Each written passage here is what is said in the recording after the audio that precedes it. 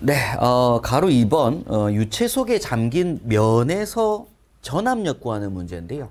요 힘이라고 했고 그게 면이 세 가지가 일단 먼저 공부하시는 부분입니다. 첫 번째가 수평면, 그다음 수직면, 그리고 곡선인데요. 이어 경사면인데 일단 수평면에 작용하는 전압력부터 보겠습니다. 일단 같이 판서로 잠깐 보도록 하죠. 첫 번째가 수평면에 작용하는 전압력입니다. 그림은 이렇게 이해하시면 돼요. 수조가 이렇게 있습니다. 수조가 있는데 여기 액체를 채워놨습니다. 근데 이때 바닥면 중에서 이렇게 한 면을 이렇게 잘라요. 이렇게. 그럼 제가 색칠한 이 면에 작용하는 전압력은 하는 문제입니다. 그럼 요 면에 작용하는 전압력의 의미는 뭐냐면 실제 요 위에 놓여져 있는 액체의 뭐만큼 무게만큼이 내리누르겠죠. 다른 이쪽에는 액체들이 이쪽 면에는 작용 안 할 거잖아요. 그래서 요 면에 작용하는 전압력은 할 수 있다 이겁니다. 이게 수평면에 작용하는 전압력이에요. 그럼 일단 요 면에 뭐가 있을 것이고 면적이 있겠죠, 그죠? 그리고 여기 액체에 뭐가 있을 거다? 비중량 감마가 있을 겁니다. 감마가. 그럼 비중량 감마라고 하는 요 개념이 킬로그램 포스 퍼 메타 3승이 있을 거예요. 액체 비중량이. 그리고 액면에서부터 요 면적, 바닥이 있다고 하면 요 면적까지에 뭐가 있을 거다? 깊이 H가 있을 거라 이겁니다. 그럼 H가 메타가 있을 거예요. 자, 그럼 이때 F는 하는 부분인데, 자, F는 원래 우리가 압력 P는 F 나누기 A이고 또 압력 P는 RH이기도 하다 보니까 요거랑 요거 두 개 같다 이거죠. 같은 압력이니까. 그래서 F 나누기 A는 RH가 되어서 F는 뭐다? RHA. 요게 뭐냐면 수평면에 작용하는 전압력입니다. 요 수평면에 작용하는 전압력. 그럼 이게 F는 뭐가 되겠어요? RHA가 되겠죠. 그죠? 그럼 이때 R이 뭐 예를 들어서 물이라고 하게 되면 물의 비중량이 1000kg 포스 퍼 메타 3승이 들어가고 요게 이제 수조 요 깊이가 예를 들어 뭐 4m였다. 그러면은 4m가 들어갈 겁니다. 근데 요게 이제 여기서 여기까지만 계산하면은 요 깊이 요 지점에 압력을 푼 거잖아요. 근데 그 중에서 우리는 요 면적만 뭐 할 거라고요? 잘라 볼 거라고요. 그럼 요 면에 뭐가 필요할 거다? 면적이 필요할 거잖아요. 그럼 요 면적이 예를 들어 뭐 1제곱미터다. 1m, 1m다. 그럼 요 뒤에 뭐가 들어갈 거다? 1제곱미터가 들어갈 거란 얘기입니다. 그러면 당연히 여기서 메타 다 소거되죠. 그죠? 그래서 남는 값이 4,000 kg 포스만 남게 될 거잖아요. 그죠? 그래서 요걸 우리가 뭐라고 한다고요? 요 면에 작용하는 뭐라고 한다고요? 전압력, 힘이라고 하는 거라고요. 그런데 이 공식은 사실상 보니까 뭐하고 똑같다? V하고 똑같은 겁니다. V. 자, V가 뭐라고요? 부피, 볼륨. 그래서 요 A라는 면적이 있었고 H가 깊이, 높이였잖아요. 그럼 면적 곱하기 높이는 게 부피잖아요. 그럼 요게 V고 요게 메타 3승이고 그럼 요게 뭐니까 그 위에 채워져 있는 액체의 비중량이 들어가는 자리잖아요. 단위가 킬로그램 포스 퍼 메타 3승이 됐든 뉴턴 메타 3승이 됐든 그럼 요 두 개를 곱하면 요게 소거되면서 그 위에 놓여져 있는 물체의 유체에 뭐가 나오는 거다? 무게가 나오는 거란 얘기입니다. 그래서 수평면에 작용하는 전압력에 대한 개념은 RHA이기도 하지만 사실상 그건 뭐다? RV를 말하는 겁니다. RV. 그래서 해당 면 위에 놓여져 있는 액체의 무게가 뭘 말한다고요? 그 면에 작용하는 전압력이다. 이런 얘기가 정유체니까. 정지유체니까. 요걸 우리가 수평면에 작용하는 전압력이라고 불러요. 그래서 일단 뭐 교재상에 설명하는 개념은 그 개념입니다. 그래서 수평면에 작용하는 전압력은 RHA다. 얘기하는 게 비중량 곱하기 깊이 곱하기 해당 면에 뭘 곱하면 된다고요? 면적을 넣어주면 돼요. 당연히 이 면적 크기에 따른 값이 나오겠죠. 면적 크기가 크면 클수록 전압력은 클 거잖아요. 그래서 이제 RH에다가 해당 면의 면적 곱해서 나오면 그 면적 위에 놓여져 있는 위에서 누르는 액체에 뭐가 나온다? 무게가 나온다 이겁니다. 그걸 우리가 수평면에 작용하는 전압력이라고 불러요. 네, 일단 요거는 RHA 이렇게 풀겠다는 얘기고 자 근데 이제 조금 어려워지는 게 여기입니다. 수직면에 작용하는 전압력이라고 하는데 자, 그림 다시 한번 보겠습니다. 지금 이 그림을 한번 보게 되면 요 면인 거예요, 요 면. 이제 옆에 있는 이 면을 자르는 거예요, 요 면에다가. 옆에다가. 옆면을 잘라서 요 면에 작용하는 또 전압력도 있다고요. 요 면은 당연히 순수하게 이 깊이만큼 다 되겠죠. 근데 옆으로 이렇게 수직으로 잘라놓으면 어떻게 해서 얘보다는 아무래도 닿는 힘의 크기가 작겠죠. 그냥 물이 차 있다 뿐이지 얘를 직접적으로 물이 막 내리누르는 개념은 아니잖아요. 그렇지만 그래도 여기 물이 이렇게 차 있다 보니까 당연히 가해지는 뭐는 존재할 거다. 힘은 존재할 거란 얘기입니다. 압력도 있을 것이고. 그래서 그 힘을 풀어보는 걸 우리가 뭐라고 한다고요? 수직면에 작용하는 전압력이라고 풀어요. 그래서 두 번째가 수직면에 작용하는 전압력, 즉 힘을 이제 같이 한번 풀어볼 건데 그림을 조금 그리면 이렇게 됩니다. 이게 액체가 이렇게 차 있는데요. 이게 이제 수로라고 생각하시면 돼요. 수로. 근데 수로에 이렇게 이제 수로에 어떤 담을 쌓아가지고 댐을 쌓아가지고 물이 못 넘어가게 잡아주고 있는 겁니다. 그럼 좀 입체적으로 그려보면 이렇게 이제 막아두고 있는 거죠. 그럼 이때 요 면이 결국 이 액체로 인해서 받는 뭐가 있을 거라고요? 전압력이 있을 거라고, 힘이 있을 거라고요. 그럼 이때 요 면이 받는 전압력은 했을 때 요 면의 면적 A가 있을 겁니다. 그 A가 이제 결국 폭하고 높이 곱한 값인데 조건에서 제가 그 폭을 A로 보고요. 높이를 B로 본 거예요. 그럼 면적 A는 AB 될 거니까 요거 두 개 곱한 값이 면적이 될 거고요. 요 액체 가지는 뭐가 있을 거다. 이렇게 비중량 감마가 있을 거란 얘기죠. 그죠? 그럼 이때 요렇게 누르는 뭐가 있을 거란 얘기예요.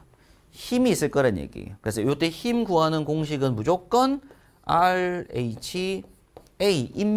다만 요 H가 지금 조건에서 여기서부터 여기까지 전체 H를 절대 잡으면 안 된다 이거죠. 여기 전체 잡는 건 뭐였어요? 수평면, 아까 위에서 내리누르는 거. 근데 지금은 수직면이잖아요. 수직면은 반드시 요 면적의 면적 중심이 있습니다. 면적의 중심. 면적 중심은 결국 요걸 반등분한 값이에요. 여기를 우리가 뭐라고 부른다고요? 면적의 중심이라고 부르는데 요 면적 중심까지의 깊이가 들어가야 됩니다. 평균 값인 거예요. 그게 무슨 얘기냐면 제일 위쪽은 어떻게 했어요? 여기 제일 위쪽에는 닿는 힘이 있을까요? 없을까요? 제일 꼭대기면 액체가 찰랑찰랑 다 있는 요 면은 거의 수심이 제로니까 요 면은 닿는 힘이 제로겠죠. 여기 힘은 어떻게 해서 여기를 누르는 힘은 제일 크겠죠. 그래서 힘의 분포가 요렇게 될 거라고요. 여기가 힘이 제일 작고 깊이 갈수록 힘의 크기가 점점 세질 거라는 얘기입니다. 근데 앞서 봤던 수평면에 물이 채워진 상태는 어때요? 요 면이나 요 면이나 다 똑같죠? 이땐 다 똑같잖아요. 그런데 요렇게 세웠을 때는 힘의 크기가 이렇게 될 거라는 얘기입니다. 여기가 제일 크고 여기가 제일 작고. 그래서 이때는 요 면적 중심까지의 깊이로 본다라는 얘기예요. 그래서 이때 R 곱하기 요 H에 들어가는 부분이 뭐냐면 수면에서부터 면적 중심까지 깊이가 들어가야 되고 거기에 면적 A를 곱하겠다 그런 얘기가 되는 겁니다. 되겠죠, 그죠? 그럼 여기서 이제 필요한 공식이 R 곱하기 액면이 지금 상태면 어떻게 돼요? 지금 이 상태면은 지금 이렇게 꽉 차 있다 물이. 요때에는 요게 제가 B라고 말씀드렸잖아요. A, B. 그럼 이때에는 요 H 자리에 들어가는 요 자리에 들어가는 부분이 2분의 B일 수도 있죠, 그죠? 그리고 또 이때 이 B를 H라고 잡으면 뭐가 되기도 해요? 2분의 H가 되기도 한 거예요. 지금은 똑같은 거니까. 근데 요 자리를 2분의 B라고 하면 안 되고요. 반드시 2분의 뭘로 잡아야 된다? H로 잡습니다. H. 그런 다음에 뒤에 곱하기 뭐가 들어가는 거라고? A, B가 들어가는 거예요. A, B가. 요거랑 요거를 곱한 면적값이 들어가게 되겠죠. 그죠? 네, 그렇게 해서 들어가는 부분이고요. 자, 근데 지금 이 상태에서는 여기를 B 하나, H 하나 상관없어요. 지금 상태는요. 근데 이제 그림을 좀 다르게 그려가지고 요렇게 안 그리고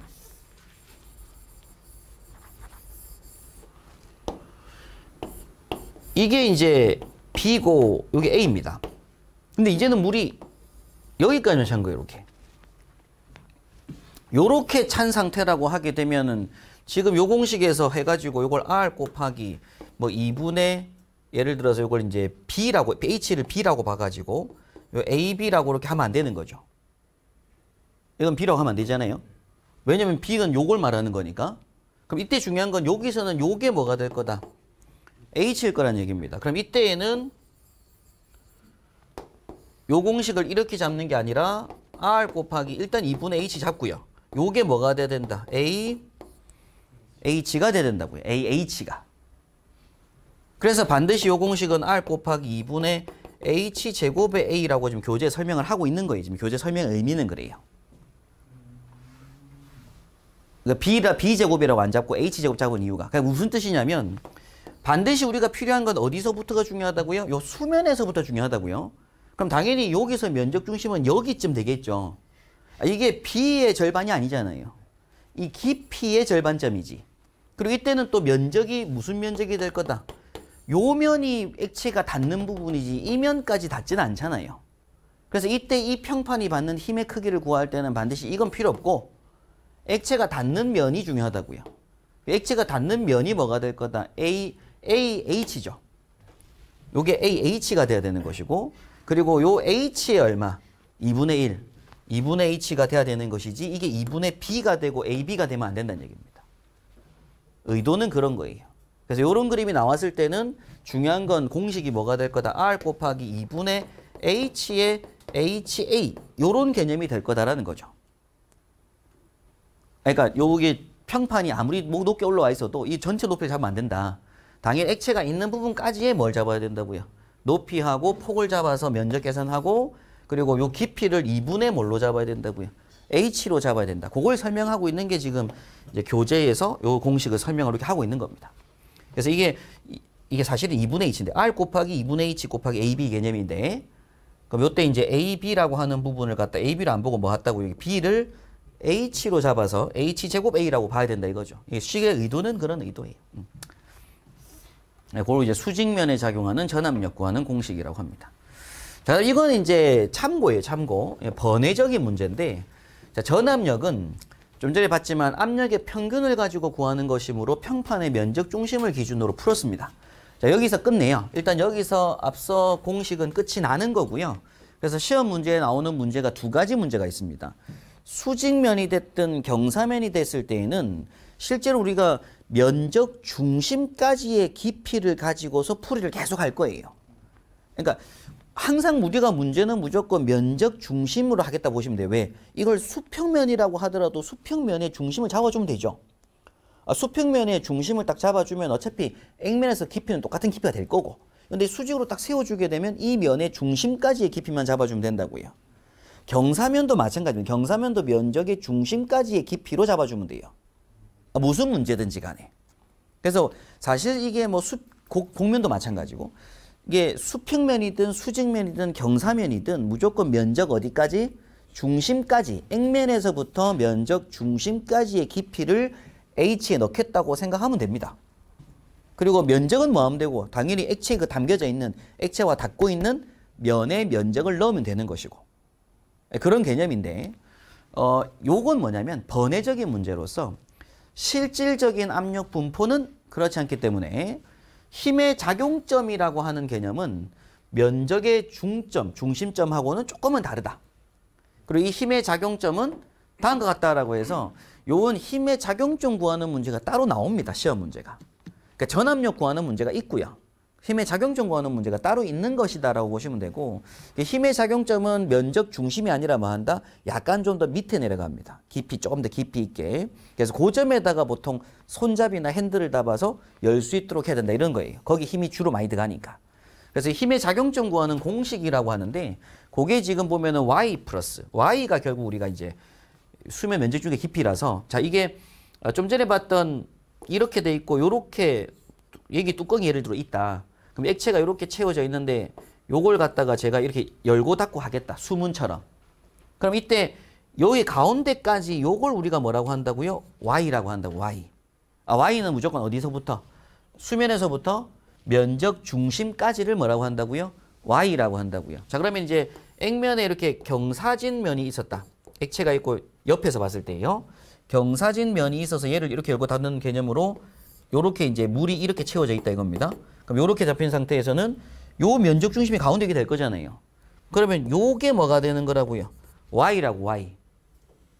요 액면에서부터 요 중심까지 깊이의 개념이 뭐가 될 거라고요? y가 될 거. 무조건 그게 y예요. 그게 y인데 그런데 y가 있는데 그 y에다가 무조건 뭐 한다? 무조건 플러스 값입니다. y보다 플러스한 값. 그럼 y보다 플러스라고 하는 의미는 뭐냐면 액면으로부터 깊이를 보는 건데 요 y 값에다가 플러스 이렇게 한다고요.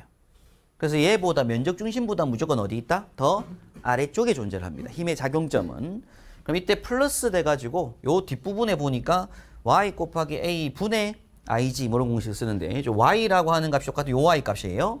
똑같은 y 값이 들어가고요. 거기다 곱하기 a라고 하는 게 이제 면적, 아까 그 평판의 면적 값이 들어가게 되고 위에 분자 자리에 12분의 가로 곱하기 세로의 3승이라고 해서 요 평판에 가로 곱하기 세로의 3승한 값 해서 나누기 12한 값인데 요렇게 딱 들어가게 되면 요 y보다 요만큼을 뭐 할 거라고요?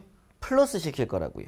근데 요거는 결국 공식 형태로 보시면 이게 원래 구조역학에 나오는 문제라서 일단 뭐 기계역학이라든가 구조역학 나오는 공식인데 힘의 작용점 구하는 공식으로서 요 면적 중심까지 깊이에다가 플러스 y 곱하기 a분의 12분의 가로 곱하기 세로의 3승 공식을 쓰면 요 값이 뭔가 플러스가 됩니다. 그 값을 보면은 요 y보다 좀 더 밑에 내려가요. 그래서 그 값이 나오게 되는데 위식에 의해 알 수 있듯이 수면으로부터 수직으로 잠긴 요런 평판에서 힘의 작용점은 실제로 수면에서부터 2분의 1이 아니라 계산해보게 되면 3분의 2 되는 지점에 있다라고 합니다. 그래서 실제 계산해보면 무조건 y보다 더 크게 나와요. 무조건 더 큰 값이 나오는데 y 값은 얼마였다? 아까 수면에서부터 2분의 1 되는 지점이잖아요. 이건 확실하거든요. y는 무조건 수면에서부터 2분의 1 되는 지점이에요. 면적에. 그런데 실제 힘의 작용점은 그거보다 좀 더 밑에 있다고요. 그래서 그 밑에 있는 지점을 계산해보게 되면 대략 얼마쯤 나오더라? 3분의 2 되는 지점에 나온다라고 하는 거고 근데 이건 사실 그 시험 문제 풀 때 보기에 막 나오게 되면 뭐 다시 말하면 이건 뭐 기계라 이런 분야의 실기 시험에 나올 만한 문제는 아니에요. 필기용 문제니까. 그럼 이제 실제 이제 수직면이 있고 여기에서 이제 이 수직면에 작용하는 전압력을 구하는 문제가 한번 나오고 요 수직면에 힘의 작용점 구하는 문제가 나오게 되는데 계산을 해서 푸셔도 되고요. 계산해서 푸셔도 되고 또는 뭘 찍어도 돼요. 요 깊이에서 얼마? 액면 전체 높이의 3분의 2 되는 지점이 답이 나옵니다. 힘의 작용점 값은 2분의 1보다 밑에. 그래서 그걸 이제 이걸 힘의 작용점 구하는 문제로 번외적으로 한 문제가 나올 때도 있다라고 체크하시면 돼요. 자, 근데 이어서 이제 좀 아셔야 될 게 뭐냐면 경사면 공부하기 전에 체크할 게 뭐냐면 우리 좀 전에 그러니까 이런 문제 수로 문제가 사실 수직면 문제 가장 기본이거든요. 수로 문제. 그럼 여기에서 보통 뭐 여기는 이만큼 물이 채워졌다고 하고요. 여기에서는 이만큼 물이 채워졌다고 할 수가 있어요. 그리고 이 평판이 요렇게 이제 평판이 원래 있었겠죠. 이런 식으로. 그럼 이때 평판의 폭이 예를 들어서 1m다. 높이가 4m다라고 해요. 그런데 이 깊이가 3m라고 하고 요 깊이가 2m 이렇게 조건 줄 수 있잖아요. 이런 의도로. 그럼 이때 여기서 누르는 힘이 있고 여기서도 누르는 힘이 존재하죠. 그럼 이 힘이 상쇄가 될 거잖아요. 예를 들어 똑같이 3m 차 있었다고 하면 어떻게 돼요? 이 평판을 받는 힘이 없는 거예요. 이 평판을 없애더라도 유체 이동이 없을 거라 이거죠. 근데 지금은 이쪽에서 미는 힘이 더 세니까 요걸 없애면 이렇게 이동을 할 거란 얘기예요. 그럼 이때 이제 여기서 누르는 힘, 여기서 누르는 힘 두 개를 다 구해서 상쇄를 시켜줘야 되는데 그 왼쪽 편 누르는 힘은 뭐가 될 것이고 당연히 R, H, A. 근데 이때 H는 제가 수면에서부터 면적 중심이라고 했잖아요. 그럼 예를 들어 이게 뭐 비중량 자리에는 9.8 kN per 메타 3승을 쓸 수도 있고 1000kg 포스 per 메타 3승 쓸 수도 있고 9800 N per 메타 3승 쓸 수도 있는 거잖아요. 비중량에 맞춰가는 거니까.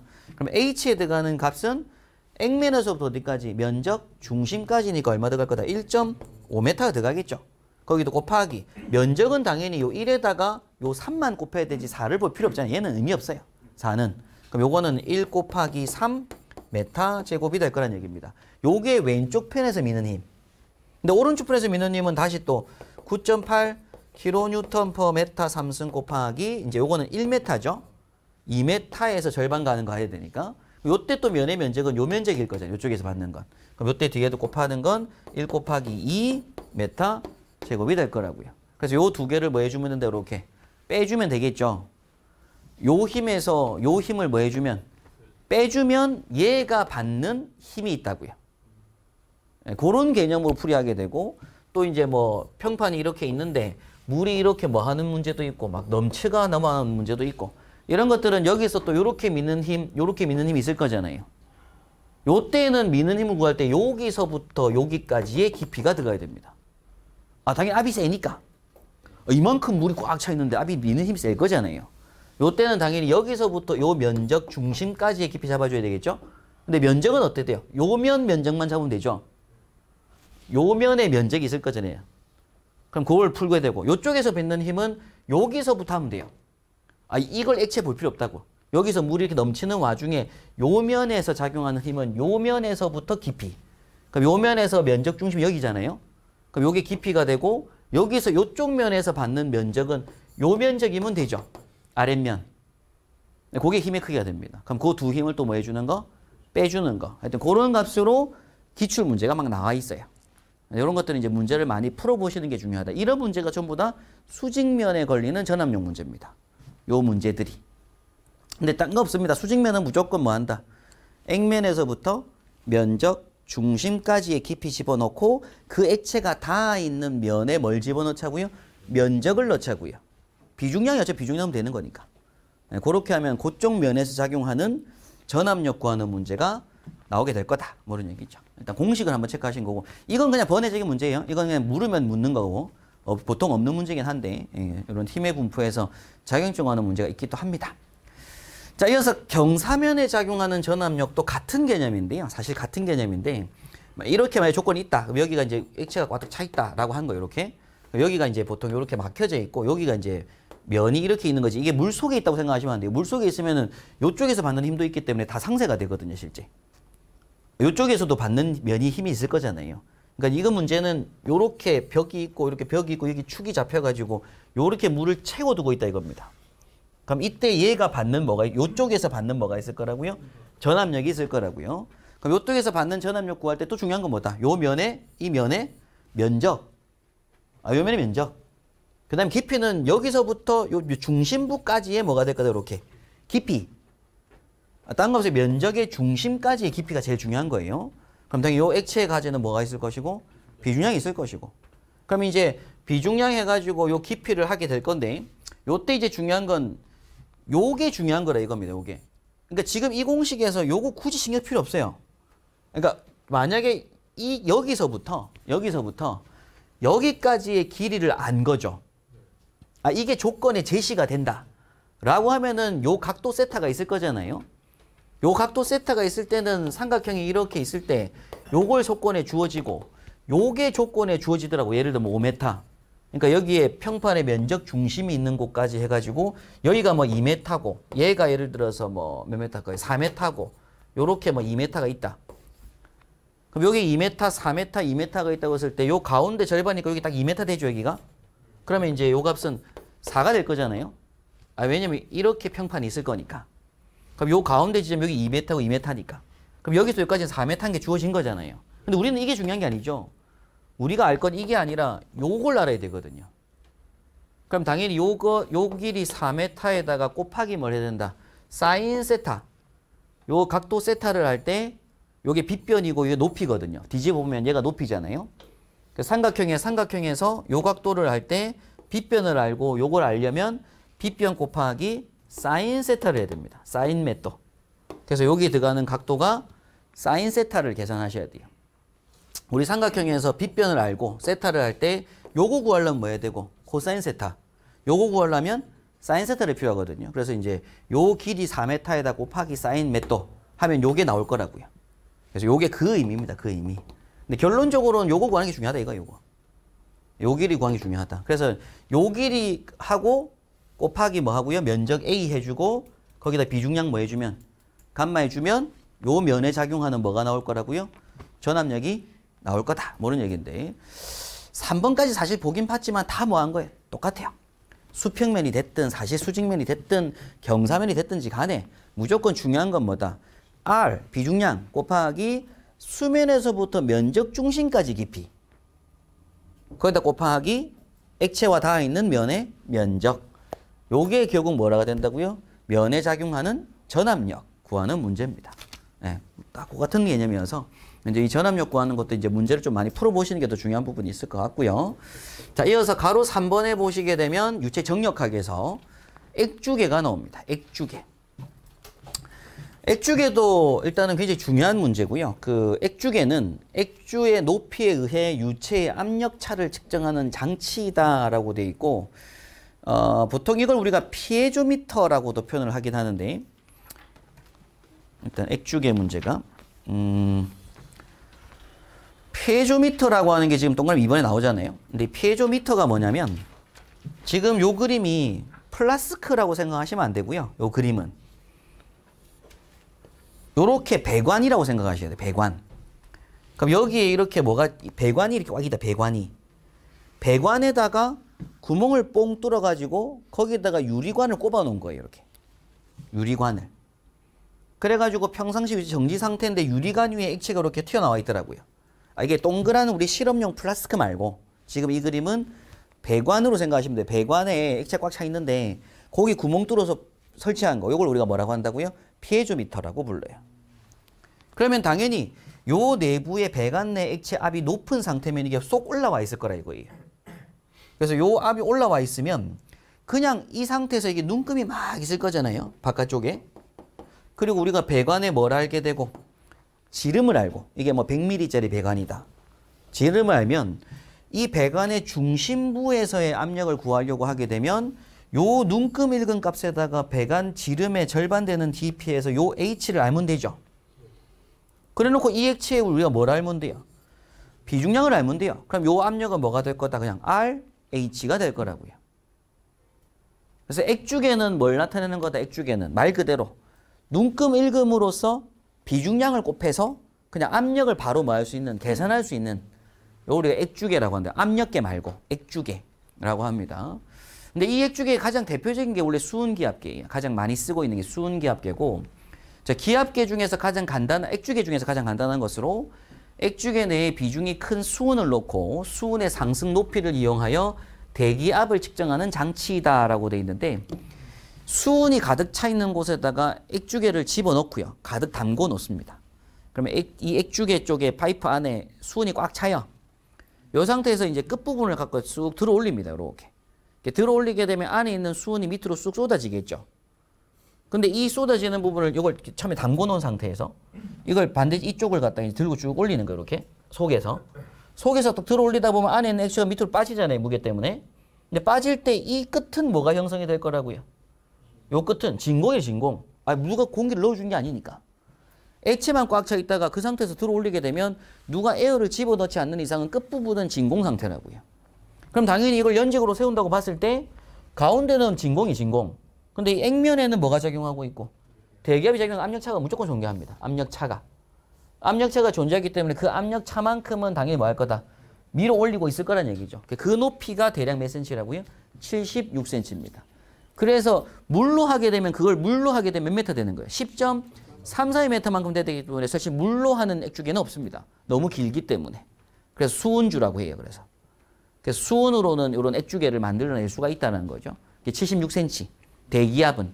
그래서 1기압일 때 이렇게 높이가 나올 거다라는 거고, 이걸 우리가 수은기압계라고 하는데, 중요한 건 여기가 진공, 여기는 대기압. 그럼 당연히 무슨 차가 있어서? 압력차가 있어서 밀어낼 거다 그런 얘기죠. 자, 그런데 이제 이걸 이용해서, 이런 개념을 이용해서 우리가 이제 측정하는 또 액주계, 요걸 대표적으로 우리가 피에조미터라는 장치가 있는데, 배관 위에서 구멍 뚫어서 관을 꼽은 것도 있고요. 또는 이렇게 배관이 있는 상태에서 옆으로 구멍을 내가지고 이렇게 올려가지고 액주계를 낸 것도 있고요. 그리고 이제 비스듬하게 이제 설치한 건 이제 위로 하려고 했더니 위에 어떤 배관이 지나간 거예요. 장치가 막 지나가고 있고. 이럴 때는 피에조미터를 이렇게 눕히는 경우도 있더라, 이런 얘기입니다. 그럼 이때 이제 이 그림상에서 배관의 중심의 압력을 구한다.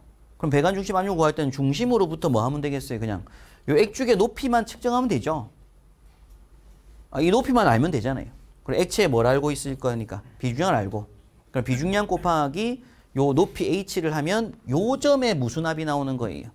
게이지 합이 나온 거죠. 게이지 합이. 요 점에 게이지 합이 나온 상태인 겁니다. RH 하면. 그리고 요것도 마찬가지로 요 B점 포인트를 알고 요 B점 포인트까지 액면에서부터 깊이 H-라고 되어 있는데 이걸 알면 그냥 뭐 하면 돼요? R, H- 하면 나오겠죠. 또는 H-를 모르고 H와 Y를 한다. 그럼 뭐 하면 돼요? RH 플러스 RY도 되죠. 그냥 R 가로 열고 H 플러스 Y니까. 그 개념, 그 개념. 그게 게이지합이라 이거예요. 그리고 여기서는 당연히 뭐가 될 거냐면은 우리가 측정하는 건 여기서부터 여기까지를 눈금일금으로 알 수 있거든요. 피에조미터가 사선으로 돼 있으니까 요 중심에서부터 올라온 눈금 여기서는 보통 요거 가운데 딱 액면 부분까지 잡는데 여기까지 해서 요 길이를 알잖아요. 눈금 일금으로. 그럼 당연히 여기 설치 각이 있을 거니까 요때 또 마찬가지로 우리가 알 건 요게 아니라 요게 중요하니까 깊이가 중요한 거니까 그래서 요때 깊이 RH를 할 거잖아요. 요것도. 근데 H가 이제 뭐가 될 거다? L 곱하기 요게 삼각형에서 요거 구하는 거니까 사인 세타. 코사인 세타는 요거 구하는 거고 사인 세타가 요거 구하는 거라서 그럼 L 곱하기 사인 세타 하면은 요게 나올 거잖아요. 깊이. 그러니까 R 곱하기 사인 세타 그런 얘기입니다. R의 사인 세타. 그래서 이제 우리가 이제 그림에서 지금 B점의 압력을 구한다고 하게 되면 PB는 아까 뭐 PA 플러스 RY 하든지 또 RH 다시 하든지 그리고 절대 압력은 거기다가 뭘 더해주는 거 대기압 더해주면 된다 이런 얘기를 한 거죠. B 포인트 설명하고 있는 게 근데 이때 이제 여기 PA점 요 PA점의 압력 같은 경우에 요 압력은 이제 요렇게 표기하기 여기서 요게 나와야 된다 이겁니다. 지금 얘기하는 건 C 그림은 C 그림에서 요 PA 값을 설명할 때는 뭐가 돼야 되는 거예요? R 곱하기 L 사인 세타 돼야 되는 거죠. 그죠? 비중량 곱하기 요 길이 L 곱하기 사인 세타 해야 H가 나온 거니까. 그래서 요거에다가 R 곱한 거. 그럼 그게 이제 게이지압이고 거기다가 P0 더해주면 뭐가 될 거다? 절대압이 될 거다. 요것만 C 그림 설명하는 겁니다. 요거는 A번 그림 설명한 거고. 네, 그런 식으로 설명하고 있다는 얘기고요. 자, 그다음 이어서 이제 3번에 보시는 건 U자 액주계라고 부르는데 이제 액주계의 종류를 이제 보는 건데 앞에 봤던 건 피에조미터. 근데 요건 U자 액주계라고 하는데 지금 요것도 요렇게 이해하시기 맞아요. 배관이 있는데 배관 옆에다가 따가지고 이걸 밑으로 꺾어서 이렇게 설치한 걸 우리가 뭐라고 한다고요? U자형 액주계라고 한다고 얘는. 여기서도 이 관이 이렇게 있는데 이걸 옆으로 따가지고 뭐였다 이렇게 꺾어 놓은 거. 이걸 U자형 액주계라고 불러요. 자, U자형 액주계는요. 딴 거 없습니다. 무조건 여기 지금 보시면은 지금 이게 빗금 친 액체하고 색깔 칠한 액체라서 액체가 두 가지인 거예요. 그럼 요 안에 있는 액체하고 U자형 액주계에 있는 액체가 다른 액체죠. 서로 다른 액체. 그래서 우리가 이 액체의 눈금 일금으로 지금 압력을 알려고 하는 거거든요. 그럼 이때 지금 요 그림에서 이 액체와 이 액체가 만나는 선이 있을 거잖아요. 두 액체가 만나는 선.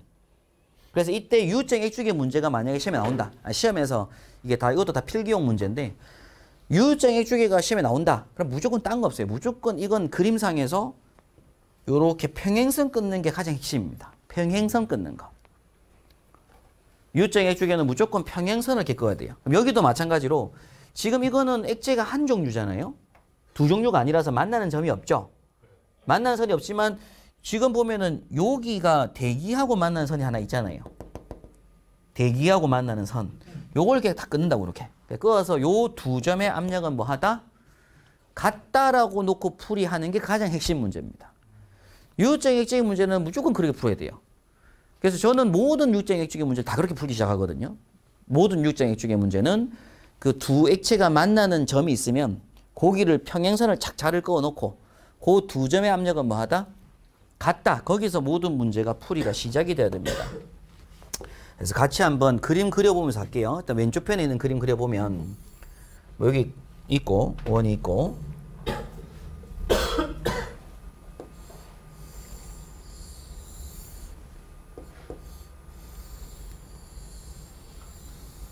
이렇게 있습니다. 네. 자, 그런데 여기서 이제 이렇게 돼 있어요. 그죠? 그리고 이제 색깔이 제가 뭐 여기 요 정도 뭐 이렇게 체크해가지고 뭐 더 올라가도 되고 밑에가 상관없는데 이렇게 있다고 치고요. 그럼 여기는 뭐 요 색깔로 채워져 있다고 하겠습니다. 근데 실제 이제 그림의 의도는 배관이 있다 이거예요. 액체가 차 있다 이거고요. 그러니까 여기서 이제 제가 중심점을 한 개 콕 찍습니다. 콕 찍어가지고 제가 여기다가 A라고 한번 써볼게요. 근데 지금 이 문제의 의도는 그렇습니다. 이 문제의 의도는 뭐냐면 여기 점의 압력 PA가 있을 거잖아요. 그럼 요 PA가 있고 여기에는 지금 뭐가 작용하는 거냐면 대기압 P0가 있는 거거든요. 그래서 이때 PA가 얼마냐 묻는 거예요. 지금 문제 의도는 그래요. PA가 얼마냐, 배관 내 압이 얼마냐, 게이지 압은 얼마냐, 그걸 묻는 문제인데 그런 건 신경 쓸 필요 없어요. 이런 건 신경 쓸 필요 없고 무조건 우리는 뭐만 할 거다. 요것만 꺼야. 이것만 봐요. 무조건. 그럼 딱 평행선 꺼놓고 여기를 A라고 써먹었잖아요. 지금. 그럼 A 다음 알파벳. 여기다가 뭐라고 쓰자고요? B하고 C라고 쓰고 시작하시는 거예요. 자, 다음 좀 이따가 이제 그림이 두 개의 액주가 나올 거, 두 개의 배관이 나올 거거든요. 좀 이따가. 여기도 있고 여기도 있는 그림이 하나 더 나올 거예요. 좀 이따가. 그때는 여기 A하고 B라고 써먹었겠죠. 출제인들이 문제를 낼 때 A 포인트, B 포인트 찍어 놓거든요. 그때는 이렇게 꺼놓고 뭐 할 거라 보기든 CD라고 할 거라고요. 지금처럼 A점만 딱 찍혀 있을 상태에서는 여기다가 꺼놓고 뭐 하면 되고 BC라고 쓰면 되고 여기 그림이 한 개 더 생겨가지고 나중에 AB가 있을 때는 여기다 꺼놓고 뭐 할 거라고요? CD 할 거라고요. 일단 그런 개념을 잡을 거고 그래서 여기서 딱 지나보고 제일 처음 만나는 경계선을 딱 그어서 BC라고 끊습니다. 그럼 이때 이 두 포인트의 압력은 무조건 뭐하다? 같다. 그래서 이건 풀이하는 방법이 얘 압력을 묻는 건지 신경 쓸 필요가 전혀 없어요. 무조건 시작 자체는 PB는 무조건 뭐다? PC다. 여기서 시작하면 됩니다. 어떤 문제든지. 그러면 당연히 묻는 답만 나오게 돼 있어요. 여기서 풀기 시작하면. 그래서 이 문제가 나오면 무조건 이게 첫 줄이다. 라는 것만 생각하시면 됩니다. 그럼 PB는 PC 했을 때 자, 그 다음에 이제 할 게 뭐냐면 요 PB와 PC를 정의하는 게 중요한데 요 PB를 정의하기 위해서는 왼쪽 편에서 누른 압이 걸리겠죠. PC는 오른쪽 압이 걸릴 거잖아요. 그래서 PB는 왼쪽 압이 걸리는 건데 이때 중요한 건 여기에 뭐가 존재할 거다 이렇게 PA가 뭔가 있을 거라는 얘기예요. 요만큼 여기서부터 요만큼 누르는 압이 뭔가 있어요. PA가 있는 거예요. 그 다음에 여기서부터 또 요만큼 압이 존재하는 거잖아요. 그죠? 그래서 시험 문제 반드시 여기 원하는 점이 있으면 여기서부터 여기까지의 깊이가 무조건 나옵니다. 시험 조건에. H1. 그리고 여기도 튀어나온 부분이 요만큼 있는 거. 요게 뭐가 있겠어요? H2가 있겠죠. 당연히. 조건 다 줄 수밖에 없습니다. 그러면 이 점의 압력 PB는 어떻게 정의할 수가 있냐면 제일 처음 시작은 일단 PA가 있는 거예요. 일단 A점이 있을 거니까. 그 다음에 플러스 뭐가 있는 거냐면 요게 녹색 액체를 제가 R1이라고 하고 요 주황색 액체를 R2라고 한다고요. 비중량 조건 줄 거라서. 그럼 이때 요만큼의 압력이 추가되는 거잖아요. PB는. 그래서 요게 뭐가 될 거다? R1, H1이 되게 됩니다. 요 PB를 정의하면. 그래서 여기에 반드시 뭐가 있을 거라? PA가 있을 거라고요. 그 다음에 여기서부터 누르는 압이 또 있을 거라는 얘기입니다. 그게 이제 R1, H1. 근데 이쪽은 이제 PC는 하는 쪽은 뭐만 있어요? PC 쪽은요. 요것만 있잖아요. 요것만. 여기 요 면에서부터 요까지 누르는 액체만 있죠. 여기다가 요 대기압을 고려하면 되겠어요? 안 되겠어요? 안 되죠. 왜냐면 여기도 뭐가 작용하고 있는 거니까. 대기압이 있을 건데. 여기도 대기압이 있다고 해서 여기 대기압이 다 둘 다 고려를 해야 되는 거예요. 어차피 고려하려면 양쪽 다 고려해야 되는 거고. 대기압은 신경 쓸 필요 없어요. 그럼 여기서 내리 누르는 압은 뭐만 있을 거다? R2, H2만 있다고요. 여기는 R2, H2만 있다 이겁니다. 그럼 결론적으로 조건에 주어진 걸 여기 넣어요. 넣게 되면 뭐가 나올 수밖에 없다? PA는 나올 수밖에 없어요. 이게 너무기니까. 그럼 뭐가 될 거다? R2, H2 마이너스 R1, H1 하면 답이 나올 거다 이겁니다. 그러니까 이 공식을 우리가 뭐 하는 게 아니고 암기하는 게 아니고 여기서 시작한다는 게 가장 핵심이에요. 그래서 요 그림, 교재 그림 보시게 되면 이렇게 지금 설명이 돼 있잖아요. A번 그림이. 그럼 A번 그림에서 PA는 해가지고 R2H2-R1H1이라고 교재에 설명이 돼 있긴 한데 이게 절대로 외우는 공식이 아니라고요. 이건 외워야 되는 공식이 아니고 만약 이렇게 문제가 시험에 나오면 무조건 평행선 그어서 B와 C는 뭐 하다? 같다. 그래놓고 PB를 정의할 때 PA 플러스 R1H1이고 요 C점은 R2H2다라고 쓰면 얘만 구하게끔 나올 수밖에 없어요. 모든 문제는. 그럼 이게 넘어가면 되는 거니까. 그렇게 해서 PA를 구하는 이런 문제들을 많이 풀어보는 게 중요하겠죠. 그죠? 문제 풀기 전에 저는 문제를 이렇게 풀 거다라는 설명을 지금 드린 거라서 앞으로 이제 문제풀이를 하면서 많이 이렇게 풀어보는 게 중요합니다. 자, 다음 그림도 한번 보도록 할게요. 다음 그림. 다음 그림 보면 이제 오른쪽 B번 그림인데 요게 이제 이렇게 원이 있고요. 배관이 있을 거고. 이거.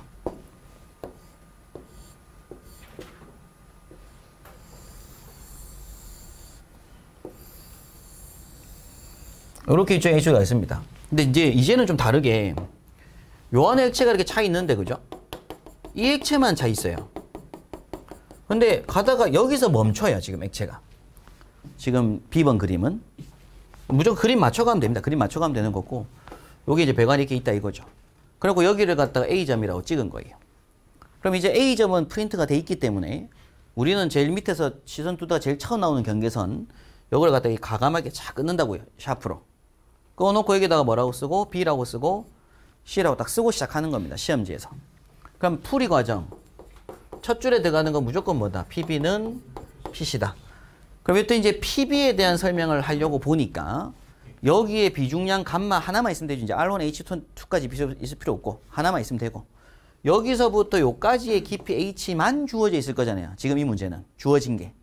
그럼 당연히 요 PB 값은 뭐가 될 거다? PA의 플러스 RH가 되겠죠? 그럼 PC는 뭐가 될까요? 요때 C점은. 요 PC는. 여기서 내리누르는 게 있어요, 없어요? 아까 여기서 이렇게 지금 찬 걸 PB 풀었잖아요? 그럼 여기서 누르는 걸 넣어야 되겠죠? 여기는 뭐밖에 없어요? 대기압밖에 없어요. 그럼 여기 뭘 넣어야 돼요? 제로를 넣어야 돼요. 왜? 지금 우리가 무수납을 넣어준 거니까 게이지압으로 푸는 거예요. 지금 계속 게이지압으로 푸는 거예요. 지금 게이지압으로. 여기다가 대기압을 우리가 고려를 안 했잖아요. 왼쪽 편에. 왼쪽 편에 대기압을 고려했으면 당연히 오른쪽부터 대기압이라고요. 근데 왼쪽 편이 지금 플러스 P0 안 했잖아요. 지금요. 단순히 PA에다가 RH만 생각했잖아요. 그러니까 이쪽도 당연히 누르는 거 액체만 봐야 된다고. 근데 액체 없잖아요. 없으니까 그건 제로가 될 거라고. 이게 대기압 넣으면 안 되고. 그러니까 여기는 무조건 그리고 무수납이 들어간다. 여기는 무조건 지금 풀이 과정에서 무조건 게이지압입니다. 왜냐면 우리가 게이지압을 풀려고 하는 거니까. 이거 무조건 게이지압이에요. 그것만 생각하시면 되고. 그럼 이때 여기 제로입니다. 그럼 결국 따라서 PA는 뭐가 된 거예요? 마이너스 RH죠. 넘어가니까. PA를 풀려면 얘가 넘어가야 되잖아요. 그럼 PA가 무수납이라고요? 마이너스 RH니까 진공압 상태예요. 대기압보다 낮은 상태. 그러니까 지금 U정 H가 어떻게 되겠다고 지금 액주계가 높이가 내려가 있다고 이게. 이게 이렇게 요 높이보다 더 높이 올라가야지 얘가 무수납인 거예요. 게이지압인 거예요.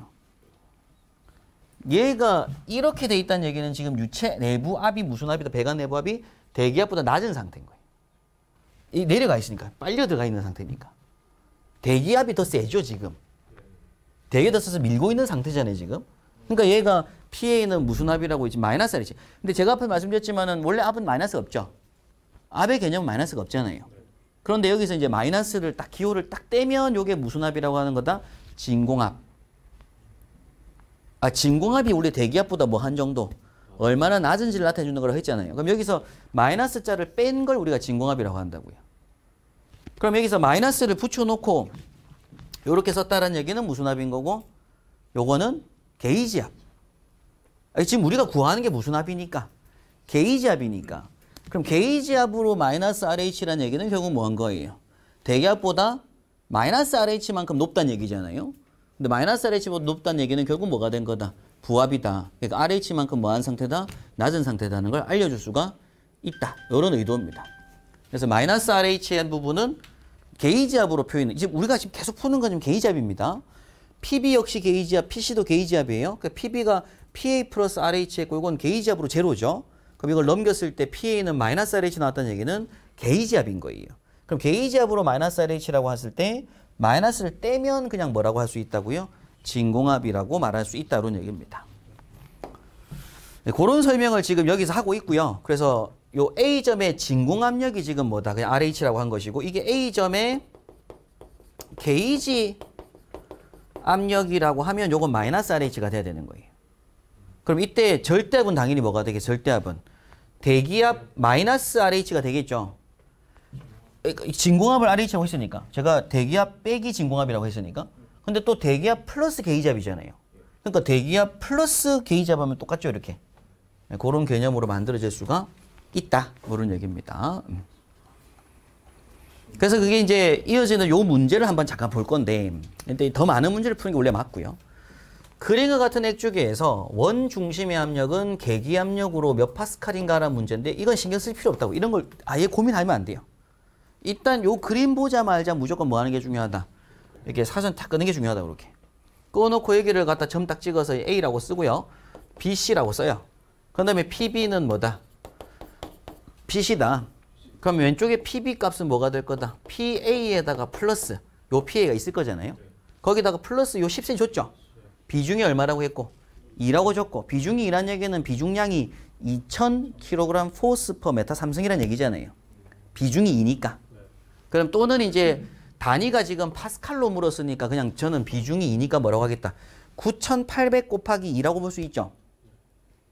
비중이 2란 얘기는 물보다 2배 무겁다는 얘기니까 그럼 요때 PA 플러스 제가 여기서 9800에 곱하기 2한 뉴턴 퍼 메타 3승 곱하기 0.1m 할 수 있잖아요.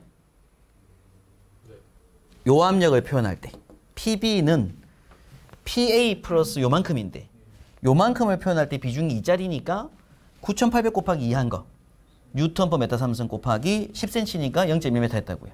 요게 PB. 그럼 요거는 해가지고 PC 자리에 들어가는 값은 요거죠 요거. 근데 이게 비중이 얼마짜리라고 해요? 4짜리라고 하니까 요 자리에는 요만큼 20cm 요만큼만 있을 거잖아요. 그럼 요거는 9800에 곱하기 4한만큼의 뉴턴 퍼 메타 3승에 곱하기 0.2m 있겠죠. 그럼 당연히 여기서 PA만 남잖아요. 그럼 넘기면 답 나온다고 그렇게. 요걸 이렇게 넘기면 계산기로 뭐가 돼요? 9800 곱하기 4한 값에 0.2 곱한 값에다가 빼기 9800 곱하기 2 곱하기 0.1한 값을 해보면 답이 나오겠죠. 그죠? 네. 그게 딱 계산하면은 5880이 나올 겁니다. 계산해보면. 파스칼로. 근데 해설지 과정은 제가 이제 단위를 그냥 이렇게 맞춘 거예요. 비중이 4라고 했다 보니까 4000을 쓴 거죠. 4000kg 포스 메타 삼성에 0.2m 한 거고 넘겼으니까 빼기 2000kg 포스 메타 삼성에 0.1 한 거잖아요. 지금. 넘긴 게. 그래서 이제 이렇게 나온 거예요. 그걸 마지막 가서 9.8배 해가지고 바꾼 거고. 뉴턴 퍼 메타 제곱 물었으니까 곱하기 9.8 해가지고 바꿔놓은 게 요 답인데 근데 저는 요거는 이제 처음부터 뭐 한 거고 그냥 애초에 그냥 9800 잡은 거죠. 비중량을.